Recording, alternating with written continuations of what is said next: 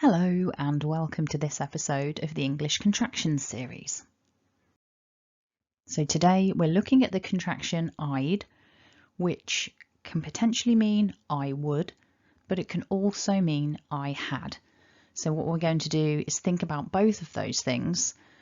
We're looking at the full forms and then the contracted forms, and we're going to have some example sentences to help you to be able to make that decision. When you meet this contraction, does it mean would or does it mean had? So to get us started then, we've got I would. So in the full form, we've got I and then would with a w, d, would. But when we contract it, it becomes I'd. And so to create that contraction, we lose the w and the from would, and what we're left with is I'd. So thinking about making that contracted form of I would, remember we're going for I'd, and putting it into a sentence. Repeat after me nice and loud. I'd like something to eat. Now you may have noticed a little w sound creeping in between to and eat, because to ends in that oo, and then we've got a vowel. This subtle little linking w appears, so it actually sounds like to eat. So repeat that first sentence nice and loud again after me, thinking about the contraction but also that little w. I'd like something to eat. Good. Sentence 2 then. I'd ask her later. We've got another little bit of connected speech happening here because we've got a consonant followed by a vowel. I'd ask. Basically, there's no gap between those words. I'd ask her later. Now you're going to definitely hear me in some of my videos pronounce that word ask. There are two ways to pronounce this word depending on where a native speaker is from. They might say ask with an a, they might say ask with an r.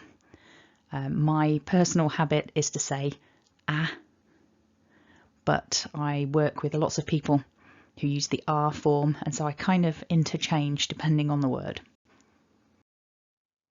So just as a quick reminder then, the playlist is going to get very long. So if you don't want to miss out on upcoming videos, subscribe and hit the bell if you want notifications when those new videos come out. So our other form then, I had. We've got the h and the a in had there, but to make our contracted form, we need to lose those two sounds. So we're back to the same sound as before for our contraction, I'd. So let's have some example sentences. Repeat after me, nice and loud. I'd already finished. So hopefully you picked up on that linking there, the connected speech. Repeat after me, linking it a little bit. I'd already finished. Another example then. I'd been trying for ages. And as I've mentioned in a previous video, you will also hear people say been instead of been. So I'd been trying is definitely something you'll hear. There's also something else fun happening with this sentence. Because we've got the word for, which is actually ending with a vowel sound or, because that is in front of a vowel, the R activates. It becomes a linking R. So what you should hear is a subtle R for ages. For ages. So repeat the sentence again after me, trying to get that little linking R in as well as the contraction. I'd been trying for ages. Great work. So we've thought about the pronunciation, but let's just have a moment to think about making your decision. When you hear or see the contraction, are you going to understand that D as would or had? The clue is in the grammar of the sentence.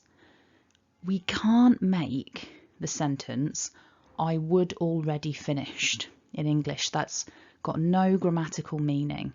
So when you see this, you can feel confident that that D represents had. If you're listening to a person speaking and they use this contraction and you're not clear, you can just ask them. Say, oh, I'm sorry, do you mean would or had? If you're looking at the sentence written down, maybe try saying both of the sentences out loud if you're not sure which it is, and probably you'll have some kind of intuitive feeling about which of them sounds grammatically better or more comfortable. Because you will have listened to a lot of English, you're going to have this kind of intuition growing inside you about what sounds okay and what sounds a bit funky.